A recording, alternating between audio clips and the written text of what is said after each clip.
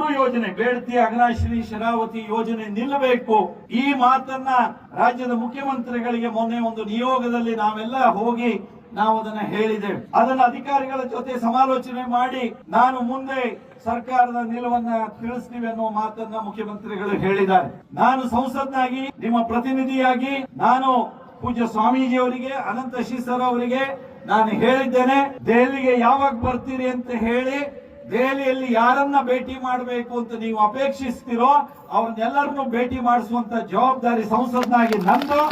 ಮತ್ತು ಕೇಂದ್ರ ಸರ್ಕಾರದಲ್ಲಿ ಈ ಯೋಜನೆಗಳ ಇದರ ದುಷ್ಪರಿಣಾಮ ಏನಾಗುತ್ತೆ ಅನ್ನೋದನ್ನ ಮನವರಿಕೆ ಮಾಡಿಕೊಡೋದಕ್ಕೆ ನಾವೆಲ್ಲ ಒಟ್ಟಾಗಿ ಪ್ರಯತ್ನಿಸೋಣ ಮಾತನ್ನ ಹೇಳಿದ್ದೇನೆ. ಒಂದು ಈ ಧಾರಣಾ ಸಾಮರ್ಥ್ಯದ ಅಧ್ಯಯನ ಆದ ಹೊರತು ಯಾವುದೇ ಯೋಜನೆಗಳು ನಮ್ಮ ಜಿಲ್ಲೆಗೆ ಬರಬಾರದು ಅನ್ನುವಂತ ಒಕ್ಕೋರಿನ ಮಾತು ನಮ್ದು ಆಗ್ಬೇಕು. ಬರಬಾರದು ಯಾವ ಯೋಜನೆಗಳು. ಧಾರಣಾ ಸಾಮರ್ಥ್ಯದ ಅಧ್ಯಯನ ಆಗಿ, ಧಾರಣಾ ಸಾಮರ್ಥ್ಯದ ಅಧ್ಯಯನ ಹಲವು ಮುಖದಲ್ಲಿ ಅದು ನಡೆಯುತ್ತೆ. ಅದನ್ನು ನಡೆಸಲಿ ತಜ್ಞರು, ವಿಜ್ಞಾನಿಗಳು.